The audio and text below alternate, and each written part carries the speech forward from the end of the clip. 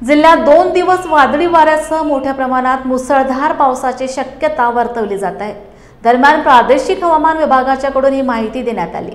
त्यामुळे आपत्ती व्यवस्थापन विभाग, जिल्हा प्रशासन अकोला यांच्याकडून नदीकाठच्या गावांना सतर्कतेचा इशारा देण्यात आला आहे। तर दुसरीकडे जिल्हा आपत्ती व्यवस्थापन पथक तालुका स्तरावर व जिल्हा स्तरावर आपत्तीपासून निवारण करण्यासाठी सज्ज झाला आहे, अशी माहिती जिल्हा आपत्ती व्यवस्थापन अधिकारी संदीप साबळे यांनी प्रसार माध्यमांशी बोलताना व्यक्त केली। प्रादेशिक मौसम विभाग नागपूर यांच्या मार्फत जे आपल्याला संदेश आलेला आहे आणि त्यानुसार पुढील 2 दिवसांमध्ये पाऊस येण्याची शक्यता आहे। तसेच या दरम्यान मोठ्या प्रमाणात वारा वाहण्याची शक्यता आहे आणि या वाऱ्यामुळे आपत्कालीन स्थिती निर्माण होऊ नये या अनुषंगाने बचाव पथक आम्ही सज्ज ठेवलेला आहे आणि या बचाव पथकाच्या माध्यमातून आम्ही या स्थितीवर लक्ष ठेवून जेणेकरून एखादी आपत्कालीन परिस्थिती जर घडली तर त्याला तातडीने प्रतिसाद देण्यासाठी आम्ही या ठिकाणी बचाव पथक सज्ज ठेवण्यात आले आहे।